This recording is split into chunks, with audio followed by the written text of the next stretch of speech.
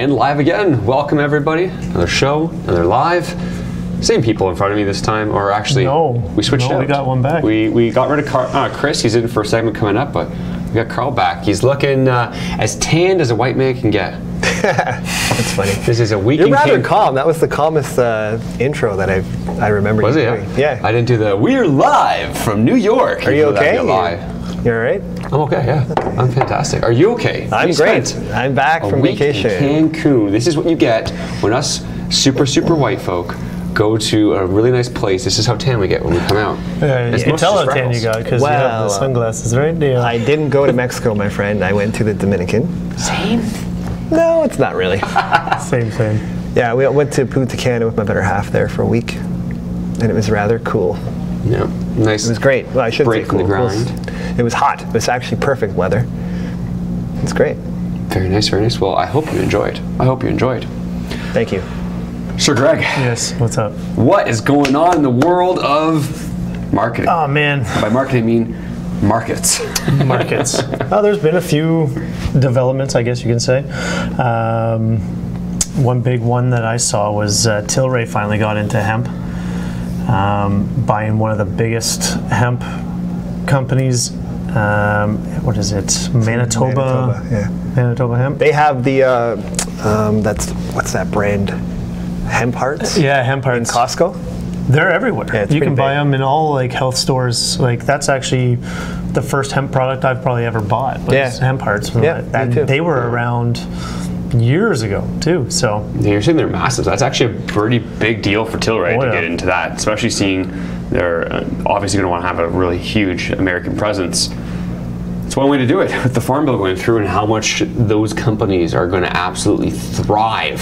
100%. In the next coming year, 2 years. Oh, absolutely. Especially with like hemp itself, like the way you can use it as a CBD oil, you can get it into food, like you can make things out of it, right? So that is going to be pretty massive. And to be able to buy the biggest company, that's not a bad start for them, that's for sure. No, absolutely. And it's good. They need something going for them. I forgot to say, by the way, coming up after this, we've got Kamal Evans. Kamal Evans is a consultant in the cannabis space. He's done work with DNAX, with Block Strain, and other various LPs, and now is focusing strictly on craft grow and Tilo organic soil. So is he a grower himself? He was a grower from nature. Huge passion of his, so we're going to talk to him about what companies you should be looking for and how he believes the gray market still, judging from what he's saying, the gray market still has a huge stranglehold on this market still. The LPs have not quite penetrated the way they are, and they're penetrating with, a lot of people would say, terrible cannabis. Well, I'd say just especially in Canada and more so Ontario, just because of the taxes that are on it. Yeah. It's so high. And then afterwards, we also have Chris Arthur joining us, although not in the host seat this time, for the Ask a Fund Manager for the questions that were asked. We're talking about naked shorting, which is a huge issue in the Canadian marketplace. We're talking about that's the number one. We're talking about a couple others as well. And then Johnny Mack coming on around 1:45 p.m. Eastern to talk about breaking down Aurora, T-God, and there's the third one. It is obvious, and it's Ianthus. Ianthus, there we go. Little stall there. We're going to go those three. So stay tuned to have those stocks broken down in Johnny Mack's style. Lots of stuff to go through. Oh, absolutely. Yeah, maybe we'll have him go over some mining stuff too. I'd love to. PDAC coming up soon. It's actually very big for the mining industry. Is this the year? They say it every year, but is this the year? Well, gold and silver made a nice little move. Huge move, actually. Gold, it was like a 1340 or something like that. Now, are they making the move because PDAC is coming, or? I don't think PDAC's going to affect world gold prices. Close, though. Close. Maybe some individual stocks, though. I mean, strategically, you would probably want to release some news before or during PDAC. Absolutely. And we're going to, especially next week, focus a little bit more on PDAC and get ready for that because it's going to be a good week. But before we do that, let's head over to Kamal because we were able to talk a lot about cannabis, the implications of how legalization went through. Did it go through right? What's he still looking at? We'll let you know now.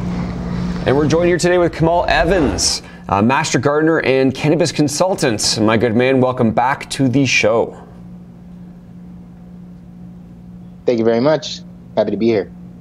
Absolutely. And the last time we spoke, we went into a lot of information about cannabis, because one of the things that was really interesting about our last conversation is that this isn't specific to a specific company, whatever it be. It's more so the industry in general, but really getting more knowledge on the plant, because I think that's going to be so important for consumers, but also for investors to be able to understand the differences from a company that's growing hydroponics versus aeroponics, or just right in the soil, organic.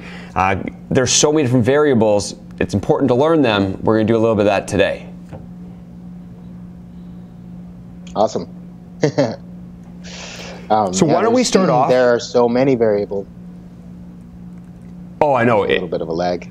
Oh, do it? No worries. Yeah, there's so many variables. I cut you off, though. There's so many different variables. What are the variables that you are most excited about right now that we need to dive into a little bit more? I mean, I guess what's on everyone's mind right now is craft versus the regular commercial LP. And that's kind of even more of like a brand and a style of production than it is, LP versus craft. It's really interesting to be seeing all of these producers that are quite small but are turning out incredible products, more like the product that Canadian consumers are used to getting in the gray market. Yeah, it's an interesting point, speaking about your normal mass grow LPs and your craft grow, because we all know, if you want to make a reference to beer, everyone understands beer. There's your Canadian Coors Light, and some people are perfectly happy with Canadian Coors Light, where other people want a little bit more substance, unique flavor, whatever it be. I think cannabis connoisseurs, like you were saying, are a lot more along those lines of they care about what they smoke, especially if they're smoking the flower opposed to other means. They want good flower, and is it safe to say that a lot of that flower right now is still coming from the craft and even the gray market? Yeah, I mean, within the legal framework, there's obviously nothing coming from the gray market, but within the gray market right now, they did a stat. It was somewhere in the 80s or high 80s or low 90s in percentage of the product actually coming from the gray market still that most Canadians are consuming. And when it comes to actual what we call quads, which is like the highest end product, there are no quads in the legal market right now. We saw October 17th, there was weed on the shelves for what? I don't even know, a couple of days or hours, and it was gone. Yeah. And we actually had a bunch of people go and take samples of that product and checked it out, and it was really, really bad, to put it lightly. Yeah, and how do you think that whole rollout's been going so far? I know we had a bunch of different things. There's bureaucratic red tape. It was some things were delayed. Ontario is yet to even have its first store open, and a couple months from now we'll have the first few. Do you think we did well on the rollout, or do you think there is a lot more that needs to be done in order to actually make a legitimate sector, a legitimate market out of cannabis in Canada? There is still a lot of work to be done. It's interesting because the market itself was thriving, booming. Like, we're talking, I don't even know, definitely in the 10s, 20s, millions of dollars. And now it has been completely shifted from the gray market into the legal market, and now it's shifted back into the gray market again because there's just no product. And the product that's out there is inferior.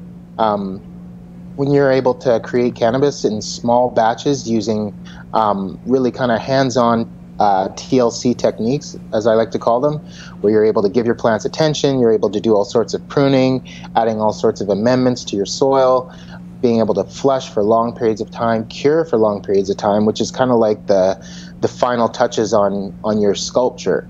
You know, what the LPs are banging out right now is kind of crude sculptures, whereas when you get to craft, you're getting these fine-honed, really well-cured, tasty products that still have lots of terpenes in them and were grown with love and care, and you can really feel that in the end product. It's not some sort of hippie-flippy nonsense. It's real and it's tangible.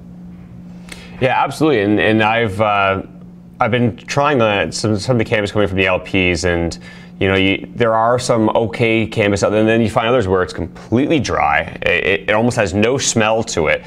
When you break it, you can smell it a little bit, but it's almost as if the roll-up process as well, though, when you're having to get so much cannabis out as fast as you can, or you've been storing it for a long time. I think that's what a lot of these LPs were doing, obviously stockpiling for legalization, but cannabis is a flower. You don't really want to stockpile that too long because it's a flower. It loses its smell, it loses its taste, it loses its flavor, it loses its potency over time. And I think that arguably might be what we're seeing from the LPs. It's not necessarily terrible flower, although that is the end result in a lot of these cases, but a lot of it, I think, was also they stored it way past the point it should have been, and they're pushing it, opposed to maybe you should have thrown that out and gone with another batch. Yeah, that's totally true, and we're still flirting with Health Canada as far as them allowing nitrogen packaging, which will extend the shelf life and the stability of the flower itself.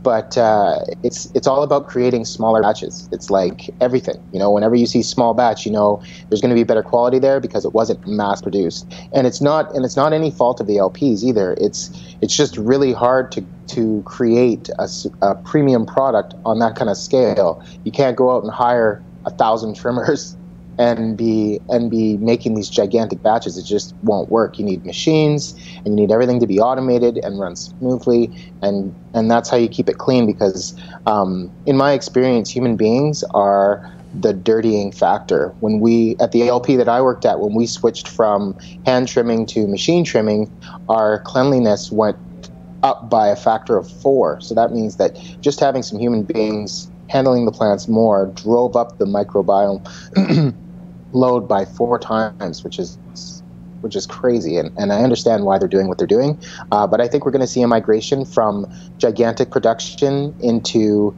LPs kind of creating craft programs where they're creating cannabis on a smaller scale, more compartmentalized, more control, better curing, and that'll give them a better chance of competing with the up-and-coming craft market, because there are a lot of people. I can tell you right now, there are so many people that have applied for micro-cultivator licenses and microprocessor licenses and nursery licenses, and once these things all get spun up, that is going to be driving a massive part of the quad market in Canada and eventually the world. Yeah, and it's very interesting as well because it's, again, obviously an emerging sector. There's so many different things changing, but the more people you speak to, whether they're in the black market, whether they are in the LPs, whether they're investors, whether they're connoisseurs, I think the underlying message that we're hearing right now is that from these LPs, a lot of them just are not hitting the mark in quality. Some of them won't matter when you start going to extractions and stuff like that. It's a little bit different, but it'll be really interesting to see the craft grow, that market emerge. I think you're right. I think a lot of people are going to start really fine-tuning a nice craft bud, especially for those who are looking to consume it in the method of smoking it as a flower. Obviously, when you put it into edibles, there's still a huge difference. Don't get me wrong, I'm not being ignorant there, but I think it's a lot more important when it's the actual flower and it's a smoking connoisseur. They do not like inferior bud. So it'll be very interesting to see the companies that you're consulting with in that field, in the craft growing field, what they can produce over the next little while whenever they finally get their licenses, that is. Yeah, one of the companies that I'm working a lot for right now, I actually have to go and do a site evaluation as soon as I'm done this interview, is BC Craft Supply Co. And they are a craft LP whereby they don't actually produce any flower. We are just helping applicants get through the CTLS, get their cultivation license, and then we sign purchase agreements with them, and we buy everything that they produce and sell it at a premium into the craft market. We're doing that through a massive distributor. And they're actually a liquor distributor, the biggest one in North America, and so it's really exciting to see kind of this whole thing unfold, where the little guys that kind of got opted out, that really had all the talent and they were the driving force behind the entire cannabis market, behind the brand BC Bud, they're all about come back into the system like a tidal wave. And when they hit, it's going to be interesting to watch how people pick and choose. You know, it's going to be a lot like beer, or probably even more like wine, where you have BC becoming the new champagne region of the world again. Like old new, it was, and then it wasn't, and now soon it will be again. We're hoping. Yeah, it's a good analogy, actually, with champagne, and it's right. Just like the terroir changes a wine wherever you are in your region, it's funny how much that also changes your cannabis. Yeah. It's all about the soil, it's about the water, but also I think it's safe to say that BC has been growing cannabis a little bit longer than it's been legal in Canada, a little bit before October 17th. So I think they know what they're doing over there. Question that I know our investors are asking, because I'm asking in my head, is that a public opportunity of any kind, or is this a private company that you're speaking of?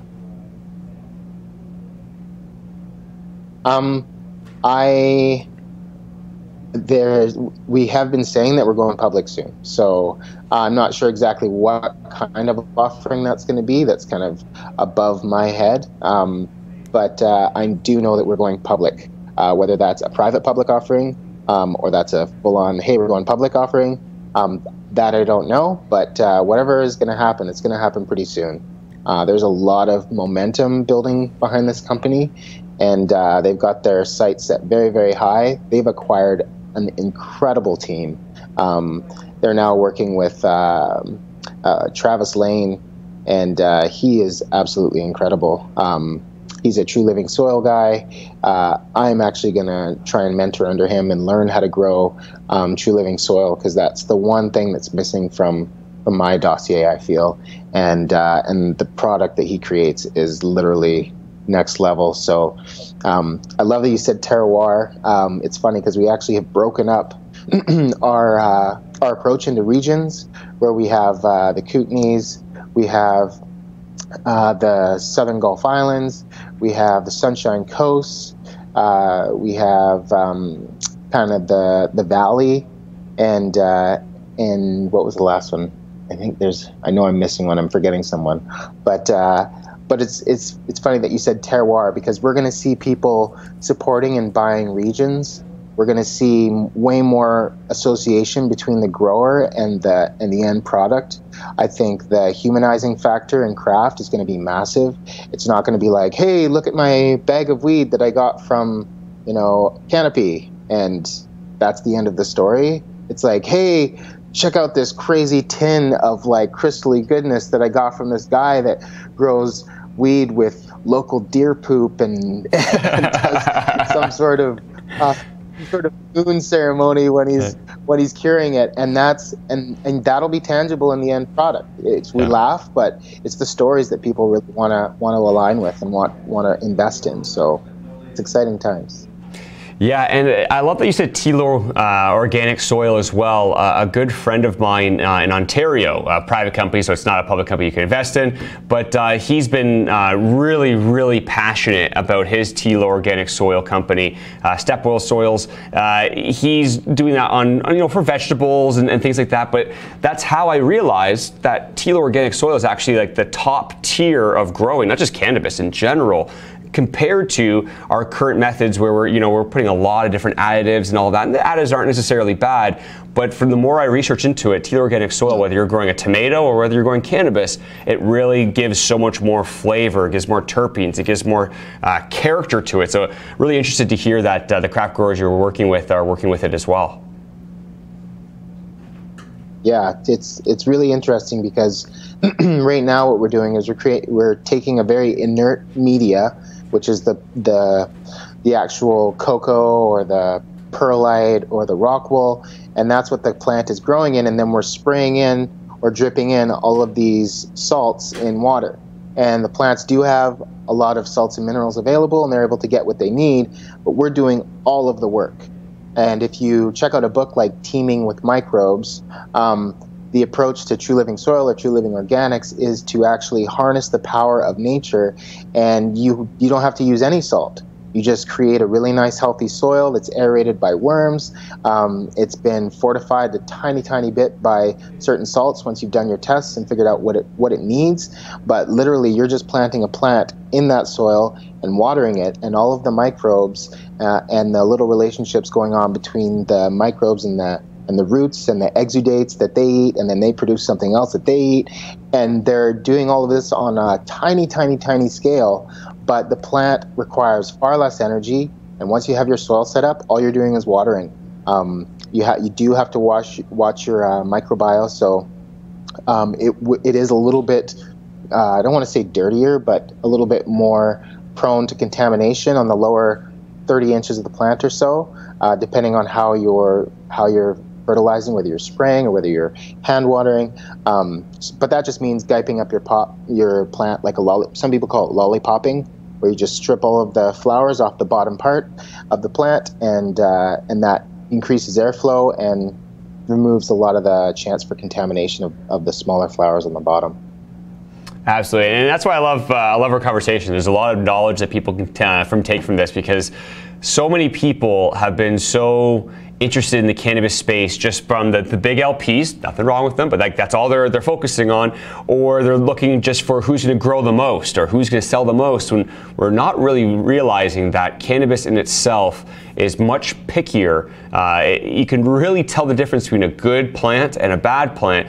And again, just coming full circle again, that teal organic soil, it's harder to do. That's what I hear. That's what you're saying right now. It's because it's worth the process. But then to do it on a craft level where you're actually caring to the individual plants, opposed to a massive facility that is growing, hundreds, if not thousands of plants, both have their different place. One is a commodity you're going to get a lot out of, and one it's going to be, garner a higher price, have a higher quality. And for your smokers, there are people who are really passionate about the flower. I think they're going to turn a lot to these craft growers. So again, very interesting. I'm going to probe you again when you get closer to going having a private placement or any type of IPO or any seed round that's going to go with that company, because that's the first I've heard of it. I'm curious. We could talk more later and come back on the show and talk more. But I always appreciate your time, man. I always learn something new every time I talk to you. Awesome, thank you, man. And you touched on strains, and that's another big part of this. Craft growers are going to be able to bring in genetics just like the LPs did. So you're going to see an influx of thousands and thousands and thousands and thousands of plants and all sorts of different genetics coming into the system new. And I work for another company called Blockstrain. I know we talked about them a little bit the last time, DNAX. And they are helping facilitate a lot of these genetics coming in new, and just giving LPs a little bit of kind of peer-to-peer quality assurance. So if some PharmaSave or someone like that says, "Hey, I want Purple Kush," and an LP has a Purple Kush, and they're both registered by Blockstrain, then they can say, "Okay, here's the Purple Kush, here's the genetic code for it." It goes through the pipeline, it comes out the other side, and when they get it, it gets tested again, and they say, this is exactly what you said it was. And that doesn't really exist in the system right now. We have to rely heavily on strain names and people saying, "Don't worry, bro, it's all good. Nothing happened on the ferry while it was in transit in Japan." And it's going to be really nice to get away from that. Yeah, and DNAX actually, DNAX, Blockstrain Technologies, it's been actually on a little bit of a run recently. It just recently had a deal to work with all of the genetics, I believe it's all the genetics, of Harvest One. I think that just recently came out. Are you still with Blockstrain yourself, or you helped build that system? You were a part of that team, if I remember correctly. Yeah, I'm definitely still on that team.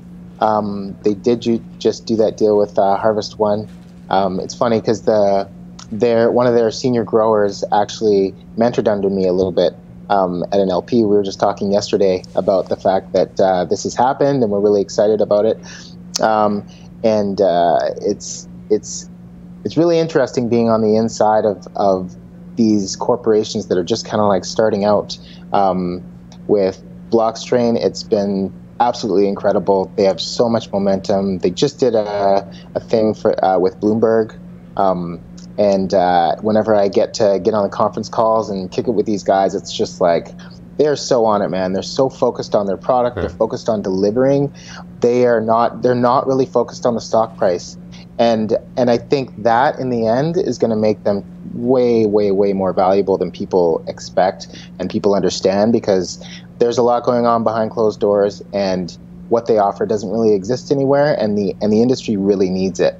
The labs want to know that what they're testing and the information that they're sending is getting from end to end perfectly. They want to know that the flower that they're sending and the flower that they're receiving is getting from where it was to where it is, and it is what they say it is. And that's going to be massive. And I'm really excited to be part of it. It's just totally crazy, man. Absolutely. Well, you can tell passion isn't something that you lack when it comes to cannabis space. So again, we'll try for the second time because we led into another question. I appreciate you coming from the show, and you're always welcome. We'd love to have you on in the near future. Enjoy the rest of your day as well this afternoon. And thank you very much for that, Kamal. Much appreciated. Always a good chat when I'm talking to him. That guy is insanely knowledgeable. Wealth of knowledge. Insanely knowledgeable. Great interview. And one of the things I think, I've been thinking about this a lot in the last little while of, we're always talking about the Canadians, the Coors Light and the Canadians. And that's probably going to be like your Canopy or Roar. Like, they're going to have a great brand. They're going to sell product. Think of how many people, though, like a very high quality beer or high quality wine or whatever it is. Cannabis connoisseurs are no different, if not more picky. They're going to go to people like himself for craft grow that they know they're going to get great flavor, lots of terpenes, been grown properly. And just knowing where it comes from too, right? I think that's where, and that was the interesting part. They've made regions in BC like you would in California and like Napa Valley or Sonoma Valley, what have you. The champagne of bud. They're making a market. They're actually making a market. I bet you anything, in a few years' time, you'll be able to tell. Especially when your mind says, yes, this is from this area, and then you taste it. And then this is from this area, you taste it. I bet you soon we'll be able to know, oh yeah, this is from BC, from this region. And it's interesting. This one has poo. Deer poo. Someone in the comments section was saying, are they actually using poo in their soil? To be honest, probably. Most organic places use manure, and manure is poop, as Karl would say. Educational program here. Except for how do you spell manure. You're eating poo right now. that was a good interview. It's lots of knowledge there. Yeah, I hate cutting those ones short because I can keep going and going, and those ones are meant for much longer conversations. Because like those a really podcast? Like a podcast. If people are really interested in that, they will stick around and learn more, because that's what's going to make you a better investor, but also just in general, you learn more about a product, and one that I think we're all going to be a little curious about. You don't say there, Brandon. What else is happening? CXXI. I know anyone who's watching this right now watched the Midas Letter interview with Ben on Thursday or Friday. I think it was Friday. Last week? Last week. Yeah. CXXI, C21 Investments. Started to move after that. It ran. It's pulled back a little bit right now. It's pulled back to 152, but even that mini pullback isn't really a pullback. That's already well above the 107 or 108 for that. So a lot of people are trying to figure out about it. Do you own it? I do. I do own it. So you're biased. I am always biased, whether I own something or not. It's an opinion. If it's an opinion, it's biased. Take that, Karl. He's like, shut up. The camera didn't get our look there. No, it didn't. No. That would be nice. But yeah, no, I own it, 85 cents. I got that because of Come here, my friend. Kevin. Is this? I know it's sticking out. Okay. There we go. For anyone who's watching yet, plastic piece back in my ear. There you go. Awesome. Teamwork over here, guys. It was first brought to us by the Joker, as he goes in our chat rooms. Just posted that CXXI and was just talking about, like, who? I remember looking at their chart, and they were just about to break through the Bollinger Bands. There was a Bollinger Band squeeze from our Johnny Mac coming at 145. But you're slick, eh? Yeah. Wow, look at him. You like that? He loves the segues. But that's why I started looking into it, and then you start looking into it more, like, holy shit. It turned from a trade. I was only supposed to trade that. Turned into an investment. I'm very tempted to sell a little bit now at 150 from 85 cents. Are you long on it, or is this a trade? I don't know yet. It was supposed to be a trade, and now I've already gone longer than a trade, so I would assume long. I think this quarter they're not going to have, because year end was January 31st. This quarter they won't have the revenues on there, but the next following quarter it's going to surprise people who aren't well connected, who aren't watching this show. You would never know. What's your average? 85 cents. Whoa. That is a great Look at you go. Yeah. I finally got a couple winners this year. Yeah. And then, I sold something to go into that, and it just skyrocketed 30%. I'm like, well, now I just have a little bit extra cash. What did you sell to get into it? CCW. Oh, fuck. I sold CCW on Friday before the close, and the news comes out. I'm like, oh, great, I can't get back in. I look at CSXI, it's up 30%. Like, I'm not chasing that to go to average up. And then all of a sudden, I've got this money to play with, and then I just went back into CCW for 1 cent higher. Perfect. It almost worked. And that's what not to do. Yeah. Well, we were all human. But, you gotta go. So for those who just heard that, though, just be aware that CXXI, it really has gone on a big run. So be mindful if you're just starting a long position. There could be a pullback there, but if you're a trader, I don't need to tell that to you. But, well, I definitely, I pop into different chat rooms and Facebook groups. There is definitely some momentum there, but that was, on the move up. So I don't know, who knows what it'll do now. But I popped into our trading room the other day, and I was like, yeah, I'm watching this one. That was on my radar. Yeah. Lots of hype there. And to Papa Doc, love that name. Papa Doc. Papa Doc, what's that stock? I missed it. Thank you, Karl, for putting in CXXI, and not this Karl. It's Karl with the C. I'll take the credit, all right? Yeah, I'll take the credit. So Karl with the C or K? This guy's going to take the credit. Can we get a zoom in on that? Can we get a other one? Right there. That guy's taking credit right there. I love getting this mug. Every time I come here for coffee, I always get this mug. Every time. Moving back on. Yeah, you know who should have their own mug? Who's that? Chris Arthur. Chris Arthur should have his own mug, and should. he's segueing, folks. He's segueing into the next because great one. I like that. Where this guy is going, I love it, man. I love it. He's going to be in this seat by tomorrow. I won't be here. I'll be here next Wednesday. Oh my God.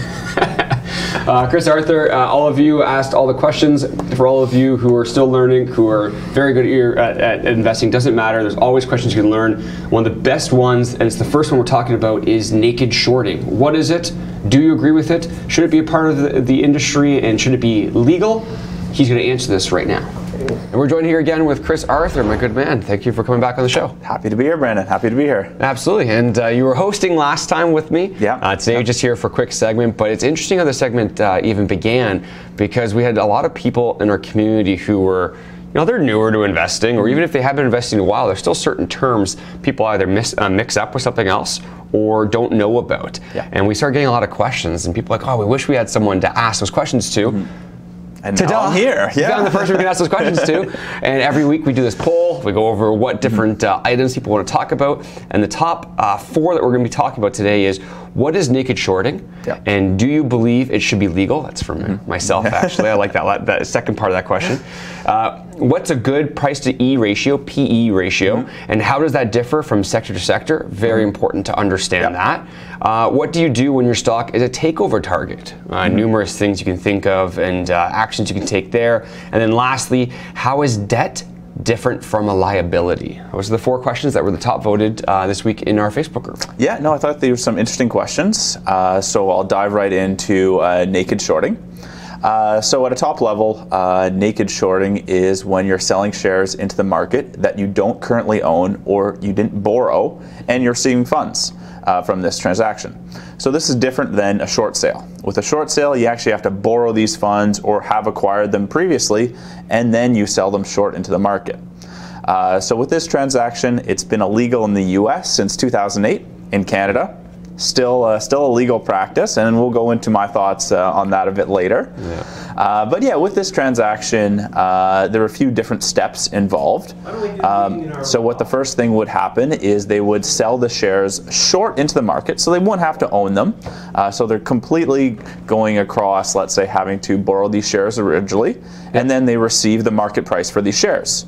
And then there's the 3-day settlement. So with stocks, there's a 3-day settlement period. So during that time, they hope that the price drives downwards. So let's take an example. Let's say we're looking at Amazon. It's trading at $1,000. You sell 10 shares a naked short into the market. You receive $1,000 times 10, 10,000 bucks. And then let's say 2 days from now it goes to 90. You then have $9,000, 900 times 10 shares. So then you profited $1,000 from this transaction. So in terms of whether I think it should be legalized, or legalized maybe in America, or illegal in Canada, I think this practice should be made illegal in Canada. Yeah. I think it completely goes against market equilibrium, and having to, let's say, do the hardest thing with an e-liquid stock is purchasing it first. So it completely goes against that. But I'm curious to hear your thoughts on this one. No, I'm exactly with you. I absolutely hate it. I don't know what our regulators are doing. I think they're absolute fools for allowing it, because shorting, people can get angry at shorting, but that's a part of the market. It helps regulate the market if something's getting way too inflated, and just in general, that's a part of our market, and I'm okay with that. Yeah. It's the naked shorting. It's the fact that, like you said, if a stock is e-liquid, how can you then have the opportunity to short it, but you haven't actually gone out there and bought it? Because sometimes one of the hardest things is sitting on the bid and getting your bid filled. Exactly. Well, here are these people completely circumventing that and going right into a naked short. So no, I think the United States has it right. Yeah. Canada has it wrong. Eliminate it from our system already. That's my personal opinion. No, yeah, I agree completely. And with shorting in general, it has its benefits for the market as well. It helps reflect negative sentiment. So if investors aren't confident in this stock, it helps better reflect that in the price as well. So I'm all a fan for shorting properly. But again, yeah, naked shorting, Canada's got to get rid of that out of the system. There we go. You heard it here first. The next question, what is a good PE ratio, price to earnings ratio, and how does that differ from sector to sector, or does it differ from sector? Okay, yeah, great question. I think knowing the PE ratio for your sector and your comparables is a great way to figure out if your stock is undervalued or overvalued. I'd like to start just by going into what is the PE ratio. So the PE ratio, very simply, is what investors are willing to pay for every $1 of company earnings.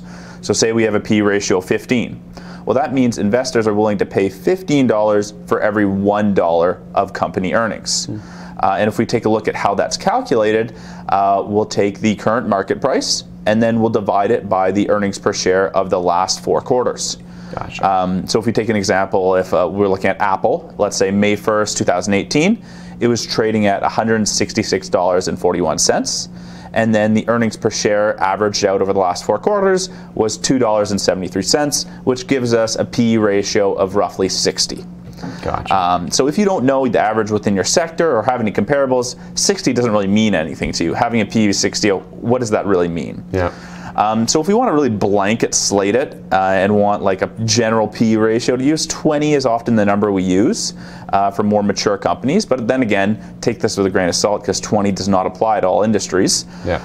And if it's under 20, that's considered undervalued, might be a buy. Over 20, that's a bit overvalued, so that might be a sell. But if we do look at, I have this chart that hopefully we can bring up right here.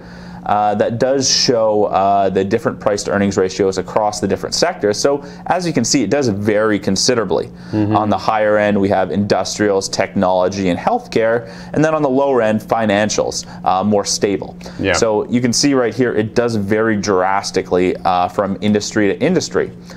So I would say the major point to take home is really know your comparables within the industry, and then from there you can decide whether your stock is undervalued and overvalued, and they make the decision to buy there. Yeah, and we spoke about this a few weeks ago. We were talking about it's really important to understand that each sector is different. Yes, there's a larger macro environment that is in, and you have to always make sure that you understand that things like the Dow and the S&P 500, like that still affects your sector. Yeah. They all are connected in one sort of way, but from one to another, it's very different. And if you're comparing a cannabis company and their financials and their numbers to, say, a technology company or a food and beverage company, you're going to get much different averages, and that's why it's important to group them into different areas, because again, that applies here with the PE ratio. If you're talking about a PE ratio, obviously with healthcare, where it's looking at, it's 35 or 60 times PE, that's so much different than if you start going into, say, cyclical consumer goods or technology. It's much, much different. So always make sure, like you said, depending on what sector you're in, that's when you start comparing whether price to earning ratio is overvalued, undervalued, or maybe right where it's supposed to be? Yeah, so the process I would follow when looking at my company that I'm looking to purchase is first I would look to the sector, and then I would look to the stages of the company to find the comparables. So comparing, let's say, an early stage cannabis company with, let's say, a more mature cannabis company, that wouldn't be a proper comparable. You want to compare mature with mature or early with early, and then find a few different companies, take the average, and then compare it to your target company to decide whether that's a buy or sell recommendation. Yeah. And lastly, I'm adding this question on the fly. In your opinion, when it comes to the cannabis space, has there been any type of understanding of what a PE ratio people are looking for now, or is it still way too much in the air to have that set yet?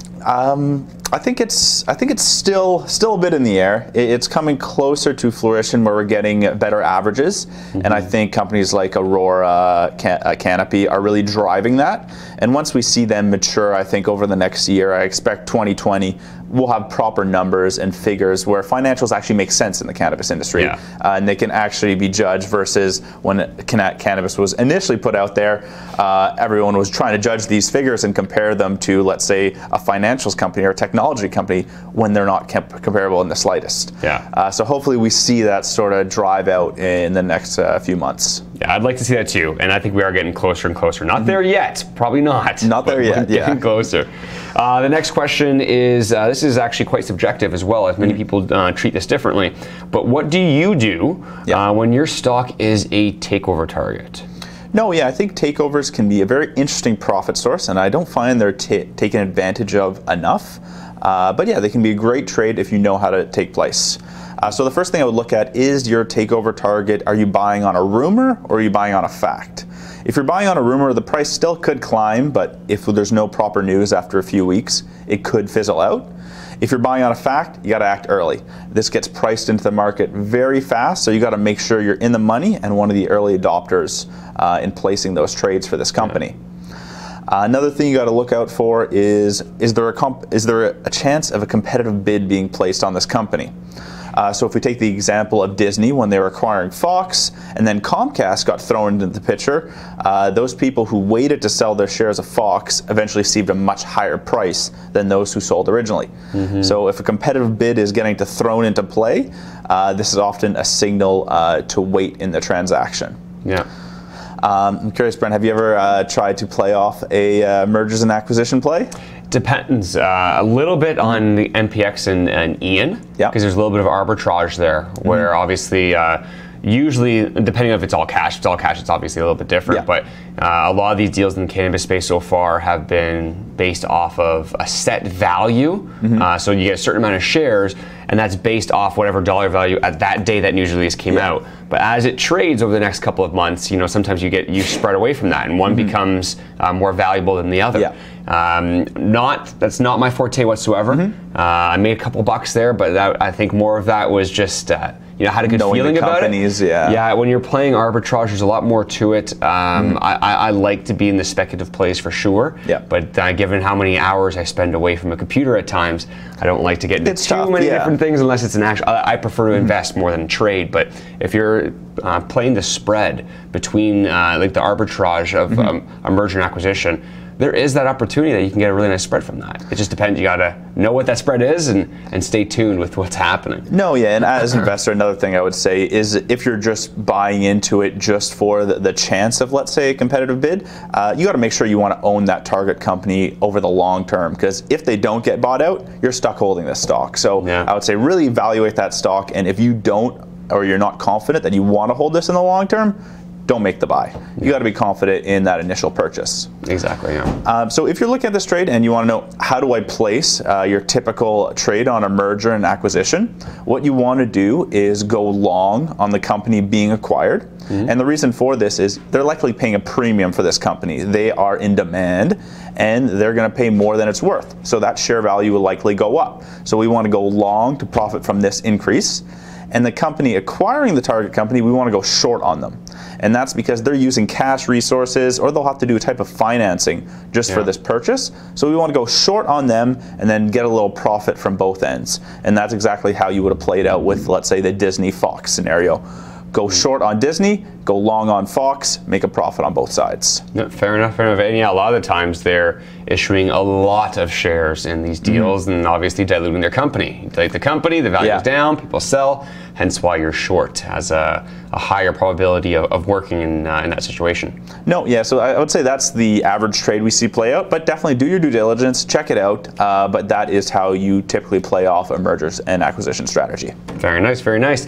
And then lastly, 2 terms here. What is the difference? Is there a difference? How is debt different from a liability? Yeah, great question. In the most general sense, debt and liabilities really refer to money that is owed. But the difference is when we look at debt, and I'll put up this little chart here. So yeah, debt refers to money borrowed, and liabilities refer to all debt of any kind. So all debt are liabilities, but not all liabilities are debt. And I know that might sound a bit confusing, but how to break it down is really liabilities encounter all types of debt, and debts might only include, let's say, short-term loans, long-term loans, and bonds payable. They might exclude things like accrued wages, services payable, income taxes. So as a blanket state, liabilities is your big category. Debts might only include some of the items there. Very nice. But what I would focus on is not really whether debt or liability, the words are used. I would try and focus on the background. So what line items are they specifically talking about? Because if you know that, it doesn't matter if they call it debt or liability. If you know the background, that's what's important. That's what you want to focus on there. And what do you mean by that? The background of what line? Yeah, so if we're looking at short-term liabilities and we're looking at a financial statement, they'll actually list out those items there. So you don't need to worry whether they're calling it, let's say, debt liabilities or short-term liabilities. They'll list out the line items there. And when you're looking at financial statements, it's the liabilities that you're typically focusing on. And they do a very good job of narrowing down those items. So the only time I would say it's more subjective is if you're reading an article and they mention the word debt or liability and they don't reference anything. Well, that's where it becomes a bit more confusing. But when you're evaluating financial statements, it's all there in the clear for you to read. Very nice, very nice. Well, I appreciate it very much. That sums up the top 4 voted questions in our Facebook group. Tune in next week as well, as we always open this back up. We put a poll in there where you can specifically put your own questions. So we start off with 2, but you can add as many as you want. Vote on them in the end. Whichever ones win means that you and I can sit here again and talk about discuss it. Yeah, I would say don't feel free to throw anything out there. No questions stupid. I'll be happy to answer anything there. Fair enough, fair enough. Well, appreciate it very much, man. Pleasure, Thanks Brandon. for coming on. Enjoy the rest of your day, and look forward to having you on next week as well. Sounds good. Take care. And we're back live. Whoa! Yeah. I had to give him a little bit of the crazy Brandon, but we're back. And Chris, I appreciate that very much. He is a full-time fund manager at Wealthsimple, and he Ubered over here to be able to do that while we point in every direction. But he took time out of his day to come over and answer those questions. So thank you very much for taking your time out of your day to answer those questions. I'd say so. We got to get those segments on our website. Absolutely. There's a lot of knowledge and learning to do there. Even if you have been investing for a while, you could still learn these small things. You don't learn everything at once. Oh yeah, 100%. I promise you, I learn something new every single day. Yeah. You have to keep learning. If you don't, I think that's quite foolish. Just saying, as McNally Investing said, just saying. Exact words I wanted to use. You know who's on the line right now? My mom. My mom. Johnny Mac. How you doing, sir? Good afternoon, guys. How are you? Doing well, doing well. Rather fine. I was expecting some sort of witty segue, but you guys kind of fell short there. Yeah, there was no possible witty segue there. That just went to messing around a little bit. But now we're getting serious because we got some stocks to go over. Yep. Wow. Yes. So I was able to catch some of the segment today. I just wanted to add one thing to what Chris shared on the naked short selling for everyone, just real quickly. The concept of naked short selling being legal, there's no actual rule in Canada that says, that states somewhere explicitly naked short selling is legal here versus in the US. But the problem runs into in Canada, unfortunately, the way that they have chosen to word the regulations is when you engage in a trade, when you sell a security, the regulations only ask that you have a reasonable expectation of settling that trade. So basically a reasonable expectation of finding the shares to borrow, and that's where the potential abuse can come in, where, you know, how do you define reasonable? You know, somebody that obviously when you have language like that, it opens up the door for abuse. So that, I think that's where we get into trouble in Canada for short selling, naked short selling. Anyway, so moving on, overall markets, S&P up a little bit today. We do have coming in about 10 minutes, the Federal Open Market Committee meeting minutes will be coming out, released to the market. So that always leads to some volatility in the marketplace. And so that'll be coming at 2 p.m. Eastern. So watch for that. That tends to, you know, to move the major U.S. indices, certainly. Gold still doing very well. TSX is leading on a relative strength basis versus the U.S., probably on a bit of strength in gold and oil. And I guess we'll get right to the three picks we had this week were Aurora, Eanthus Capital, and TGOD. So for Aurora Cannabis, I think the last time we had this one on the show not too long, and I think we were around here somewhere. So we'd come off these these ugly bottoms that we had formed in late December. That's when things in all the markets got really ugly. Nice push up, nice increase in volume. So we weren't surprised to see some consolidation coming into the stock here. We found some support around 820, which is good. And the buyers have been able to push and continue the momentum. We were able to eclipse the previous high. So, and where the stock, as so many times it does, the stock just runs into trouble in these, these areas where it's run into problems in the past. These longer term support or resistance levels. You can see I've marked on the chart here, roughly in the be about 1060 to 1075, 1080 area. Where we've had a number of key rejections on Aurora. So a couple key rejections here in the past, and we basically got a rejection out of the same area. Now, we did sort of sneak above it there on an intraday basis, but we weren't able to close even inside this area. So you can see we're getting a consolidation push down coming on this resurgent push by the buyers to make another push forward. So yes, we were able to break this high, which is good, but we're sort of coming up against a stronger area of resistance that's provided some trouble for Aurora in the past. So I think looking a bit longer term on the stock is it going to be able to get through? And you want to, if you're long the stock, obviously to keep the momentum going, you want to see the stock be able to get through this level, pivot that to a support. And if you're able to do that, then all of a sudden some of these highs that you've seen, all-time highs, might be in sight. So from a very short-term perspective, I've sort of drawn this angular resistance line. You see we've had a number of touches on it. So the price is just consolidating on a daily basis. And it's, we haven't found the buyers have not been able to establish a higher low yet. So possibly doing that, today, as long as we are able to hold this low here. But, in order to establish it as a low, obviously they're going to have to push back up and, break this angular resistance line.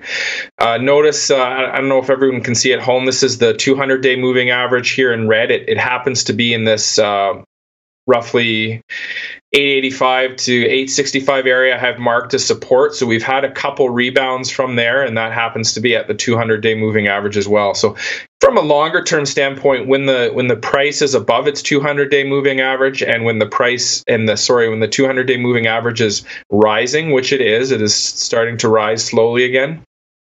Those are generally two long-term healthy signs for the stock, which is what you want to see.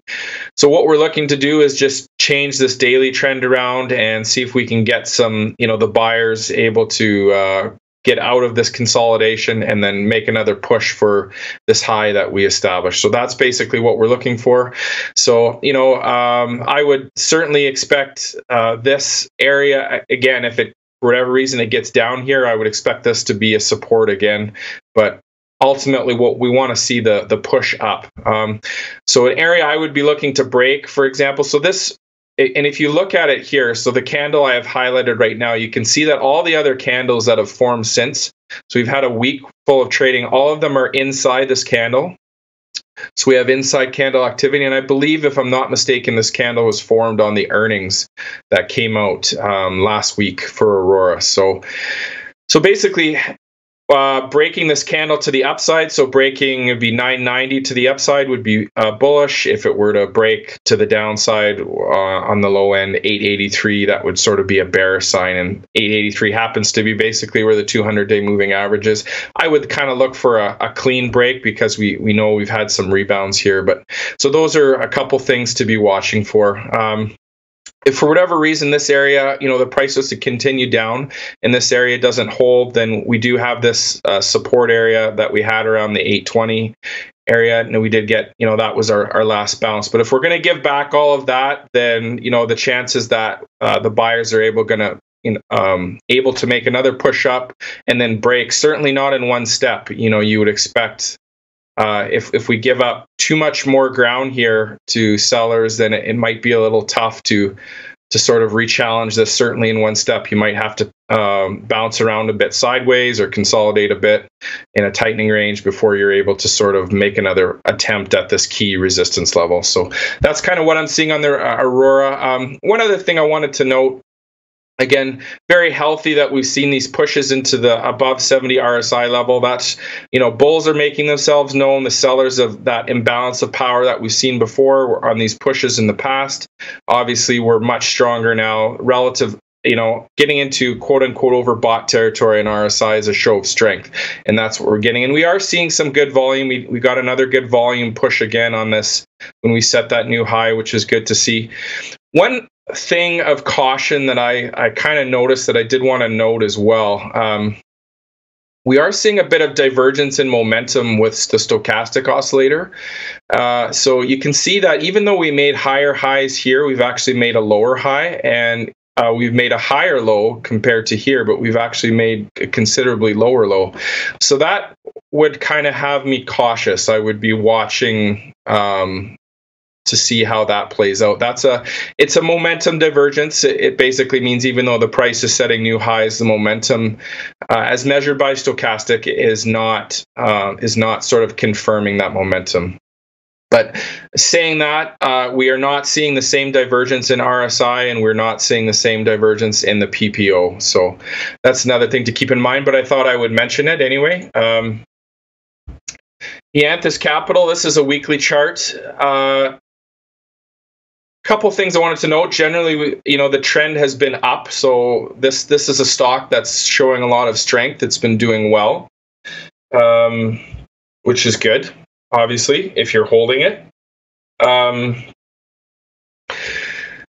What we can note right away on the chart here, we have evident selling pressure. So this, again, weekly chart, but look at all these high upper wicks that we seem to get in sort of forming in the high $7 range and certainly above $8. So notable selling pressure here from a longer term perspective. And then we can sort of identify this area as a support area around $6 and the high $5 area. So, the stock was trending upwards from a longer term basis. We had kind of a sideways movement. I would call it generally sort of sideways, even though it was making a lower high. Just, you can see that the strength of the trend here changed. And then, so I would expect this same area from a weekly chart standpoint to act as support because we are back above it. We did lose it like many other stocks did in that real ugly trading we saw in late December. So those are a couple things to note. The other thing to note on the weekly chart is the candles we're forming right now. Again, we have an inside candle. So the last two candles, this is this week. So it's only 2 days of trading so far, but you can see that these candles the trading range is taking place within the bounds, the low here at 670 and the high at 770. So those would be some ranges to be watching. Obviously, if we break to the upside, that's bullish. If we break to the downside, that would be bearish. From a support standpoint, we also have our 20-week moving average here. I've noted it with the arrow. If for whatever reason we were to break that to the downside, we still have that as support for the buyers to kind of bounce off of. But one question will be, if this trend continues, is how is this resistance going to play out? Because we know we have sellers up here. One good thing as well, taking a look, we are starting to see some accumulation again, showing on the weekly chart we were in a period of distribution starting basically at the top of this. So this period of distribution we have where there were more shares available than actual buyers to take them, as measured on the chart here, and you can see that we're going back into the green, which is good. We're back above the zero line on the PPO, which is good, the weekly PPO. Coincidentally, we were just talking about divergence. I should just note that you could have potentially predicted this consolidation, because we did see a divergence in momentum on Ianthus. On the weekly chart, you can see we made higher highs. And when you look at RSI, you have to look at a closing basis. So here is your high here, and then we did have a higher high on a closing basis, but we made lower highs in momentum on RSI and on PPO as well. And this would be the one I would be watching for, because this was in a strong trend, and you can see that we topped below the signal line and weren't able to get above it. So that was kind of your clue that we were going to have this consolidation phase. So let's zoom into the daily chart here.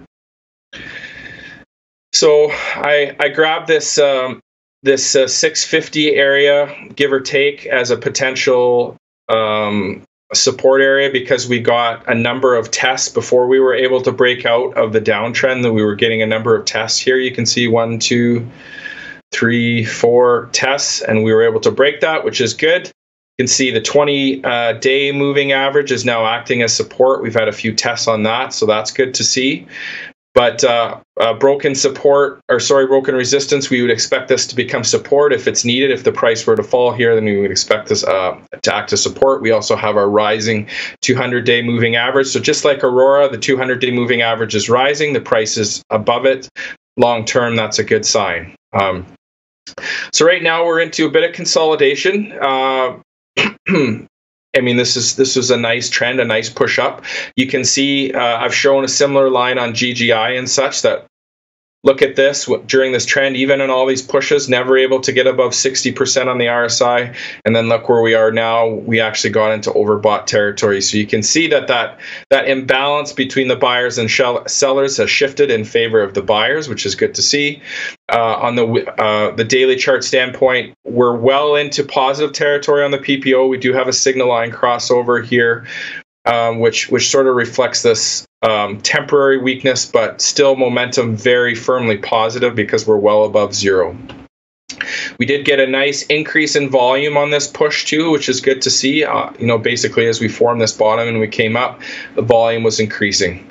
Now, we did have this recent merger with the company, MPX, and I believe those shares were all issued somewhere around here. Brandon, you can correct me if I'm wrong. I don't own Ianthus, so I don't follow it super closely. But if I'm not mistaken, that merger was completed and the shares were sort of allocated around the 6th or the 7th of February. Am I right on that? Yeah, I believe you're pretty close to that. I know the MPXI shares went out right away. They were free trading. That's what caused that one to spike up and then precipitous drop off the corner there. But I believe it was the beginning of February. Unfortunately, I don't have the exact date in my head. Maybe someone in the chat does, and we can say it out loud when you write it in the chat. Okay, so yeah, I'll just continue on. So you might be getting some selling pressure from that merger, but so the key levels to watch is the support here. our last clear low here at 670. We got another low at 677. So we know we're finding support here. So we want to see that low hold. And by we, I mean the people that are long the stock. Again, I don't own the stock. So we'd like to see that low hold and see the buyers make a rebound off this level and push up and be able to keep the momentum going and break this previous high. So the area you would be looking for resistance, basically 750 to 770 area. We've had a number of tops in here, so we know there's some sellers sitting there. Nice push up to TN last week, but we haven't really seen any follow through. We're getting some inside candle activity. So ideally, if you're long, you want to see the buyers kind of get their act together and break bullish from this inside candle and take another run at this resistance. So yeah, I think overall things are looking good. You just want to see this daily trend keep going up, and from an overall standpoint, I mean, this stock has obviously been very strong, so it's done well for people. T-God, this is one I do own for disclosure purposes. So nice run off the bottom. I think we covered it last time somewhere around here. Now, it was in sort of a nice price channel. I don't have those lines on there just to keep things simple, but it was kind of in a nice price channel, and then it really surged up. And if you remember last time, I said my thinking on that was you had some shorts covering because of the dividend distribution that T-God did, and then the stock became basically ex-dividend on the 30th. So it's whenever the record date is. So I think last time I said incorrectly the 30th. It was the 31st. So it's 2 days before that. So the 29th, this would have been the last day to hold to actually get the benefit of those warrants. So we've had some consolidation since. We've since broken out, which is good. We broke this previous high, which is a good sign. And now looking to see if the stock can sort of rebound here. Buyers can get a push and then exceed this high at 385. So we know we have some support down here. I've marked it. It's been a previous support area. Then it became resistance. We're back above. We did get a bounce out of it. So we know this area is support, basically between $3.25 and $3.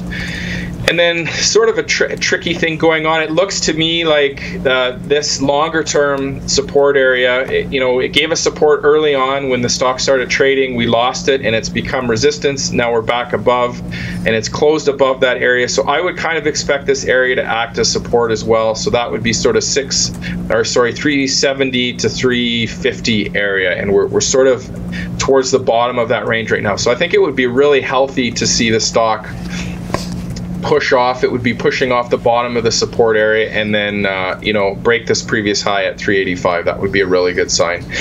Ultimately, the big move here is down. So looking a bit longer term, the overall move on T-God is still down. I mean, yes, this has been a nice move up, but this was quite a drop we had in price.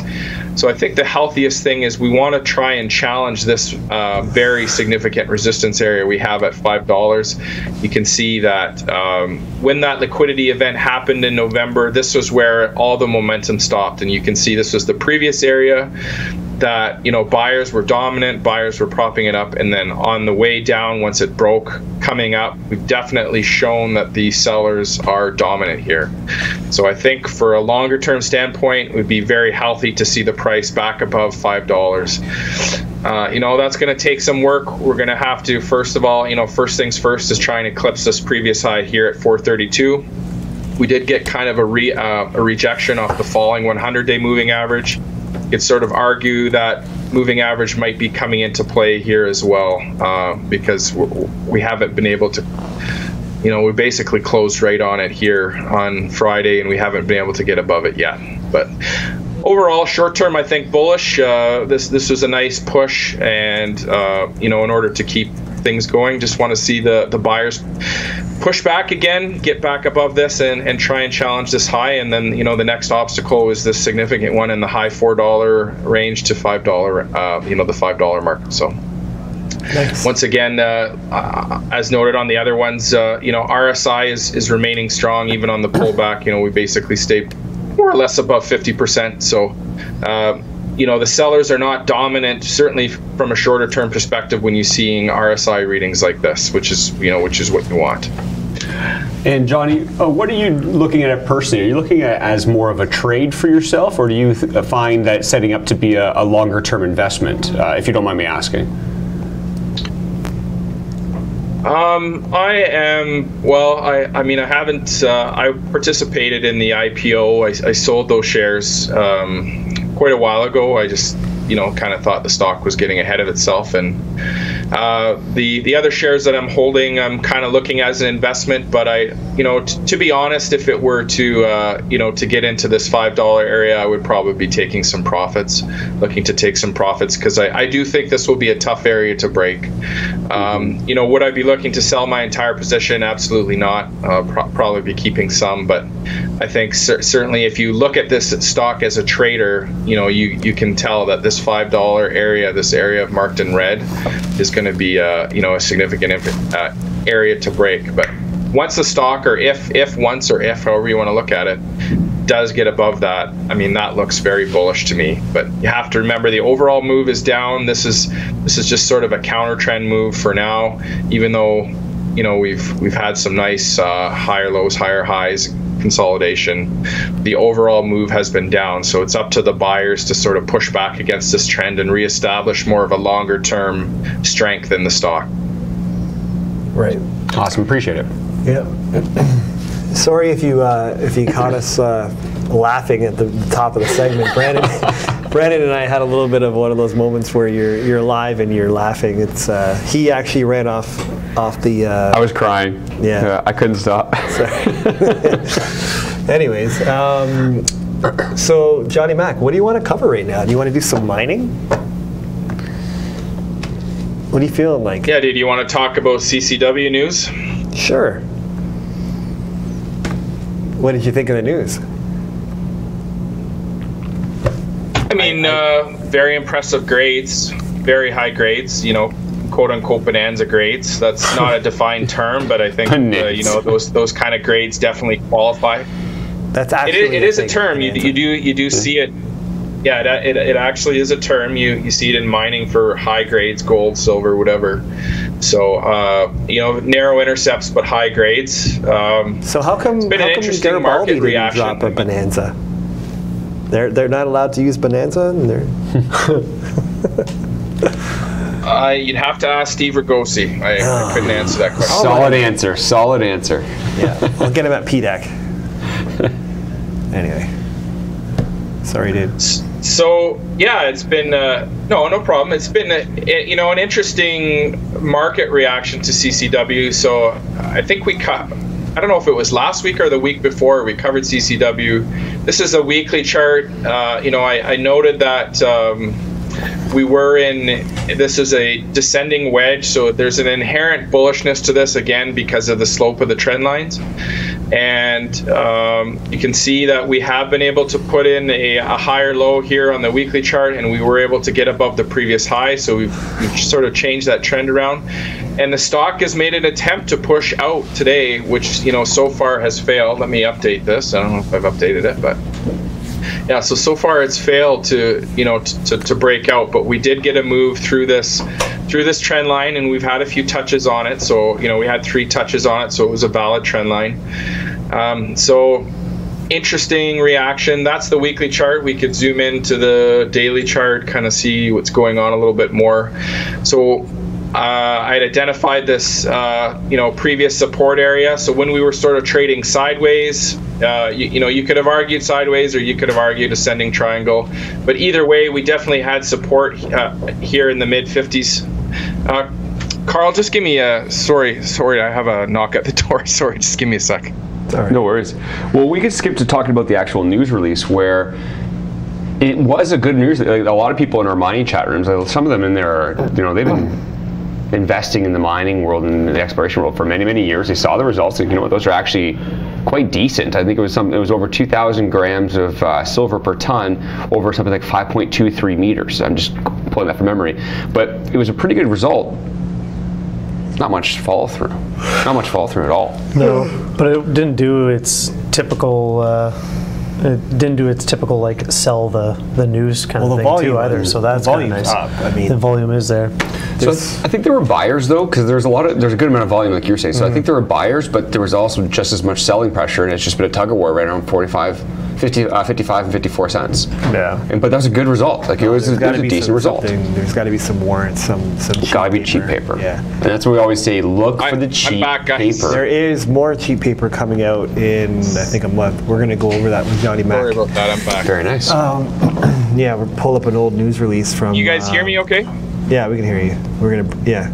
You want to continue on, John? Oh, okay. Yes, sorry about that. I kind of lost my track of mind there. But anyway, the previous support area acting as resistance. We've had 1, 2, 3, 4 rejections, 5 basically, and so this area, for whatever reason, is proving difficult to get through. My expectation had been, and I think I had said before, if the news was really good and well received, I had thought we would probably break this area and likely try and test this resistance zone in the the mid-high 60s that had given us problems back here. But right now, we haven't even been able to clearly get past the sellers in this area, and we're actually potentially running up against the 200-day moving average. It might be hard to see because this is a red area and the 200-day is in red, but this is the rising line here, so we're up against that. Is there some cheap paper? So yeah, I think there is. So if you look in the financials of the company, there are a bunch of warrants that are outstanding. They're at 30 cents. And they actually expire this year. There's actually a bunch that expire in March. So in the news release that the company put out yesterday, they did mention that they were, I think they collected around $500,000 in money from the warrants. So that probably means that most of those March warrants, there's about 3.1 million of them at 20 cents, I believe. I want to say, and they've probably been mostly exercised, but you still have some expiring later this year that could potentially be an issue. So why don't I actually bring that up so everybody can see? There we go. So this is the latest financials on CCW. So you can see here 3 million warrants, exercise price 20 cents. They're expiring in less than a month. So there would be, obviously, these warrant holders would be looking for liquidity if they're going to be exercising and they don't have the money to be paying for the warrant shares themselves. Keep in mind, when these people exercise warrants, it's not like the shares are free. You have to pay the price. The price is 20 cents a share. So unless you have the money to pay for your warrants out of pocket and you're going to hold them, the tendency is for people to sell at least some of their shares to pay the cost of exercising the warrants themselves. So that's probably where that $500,000 came from. This would, 0.2 times 3, that would be about 600,000. So there's still some left because they said there was only 500,000 recovered. And then you have another block, looks like roughly about 7 million here at 30 cents. And those are expiring this year too. So they only have a few more months left. So, we could potentially be seeing some selling pressure from that. And then the other thing to keep in mind is the company, in exchange for an agreement with another junior mining company that the CEO, Frank Bassa, is part of, CCW had to pay out 2.5 million shares. And those shares were issued in 2018 in September. But the company to which they were issued is actually distributing those shares to shareholders. The dividend date, or the dividend record date, is actually today. So anyone that held the shares as of Friday the 15th would be basically eligible to receive them. And those shares are being issued as a dividend. And they also come with warrants. They come with 1-to-1 warrants. So the 2.5 million shares and 2.5 million warrants at 10 cents. So that's another bunch of cheap paper. And I believe the distribution on that is towards the end of February, somewhere around the 25th, 26th. So that's another area that could give us some selling pressure, depending on what those people want to do with them, the shares that they're receiving as a dividend. Interesting. Well, that sums up CCW. Yeah, and it really does hammer on that fact. Once again, we said this numerous times, especially with Johnny on. Always look for that cheap paper out there, because it's not necessarily a negative thing. It's allowed to happen. That's how they finance their company. But that cheap paper will be used in situations like this. And unfortunately, good news, lots of buying, because obviously of the volume, equal amount of selling. Well, and that's the value added, right? A lot of retailers don't know this stuff. They don't know where to look. They don't know how. Yeah. And Johnny Mac has broken it down. That he did. Johnny Mac to the rescue again. What about Garibaldi had an interesting move over the last couple trading days. Do you want to cover that? It broke out of its, should I say, downtrend? Yeah, and actually it did, Karl. So disclosure, and sorry I missed it earlier, disclosure on CCW as well. I am an owner of CCW. I think I've said it before on the show, but just officially, I do hold a small position in CCW, and I do hold a position in Garibaldi. So this has been one where it's been okay. When are the buyers going to really push and start to sort of fight over each other for the shares? And we kind of had that yesterday. It looked like very aggressive buying to me. There are people with some big market buys, even just hitting the offers and not really seeming to care that they, causing price slippage. So I found that interesting. But of note on the chart, I've mentioned several times before on Garibaldi, the chart needed a lot of work. It's been in a downtrend for a long time, has not shown an ability to hold its lows. Every time it sets a low, it sets another low. The buyers just haven't been able to push back. But here's the buyers basically, I'd call it more or less a double bottom here, pushed off that nice increase up. Now in the past, the problem with that is the price would come right back down again and we'd lose that. But look at what we did this time. We set a higher low and follow through. We were able to break this previous high and bang, here we go. So that officially looks like it's changed the trend. We're into positive momentum territory on the PPO. This RSI level that has been thwarting us since September, I think, early September, something like that, if my memory serves me correctly, for a long time anyway. Look where we are. We basically got into just a tad into overbought territory yesterday. So the buyers, have definitely shifted power dynamics here, which is good. We have been able to recapture this historical or this longer term support level. So we lost it temporarily, but look at that. We got back above and we've reestablished it as support. The buyers have pivoted it back into support because that's where we got our rebound essentially. So that's another good sign, and that's something I wanted to see. I believe I mentioned that on the show. So we were looking for resistance because we did have a gap down here. So there was an open gap that hadn't been filled. We tried to fill it back in early February. It got partially filled but not completely filled, and then bang, yesterday we blew through that on really solid volume. And the volume is the important thing.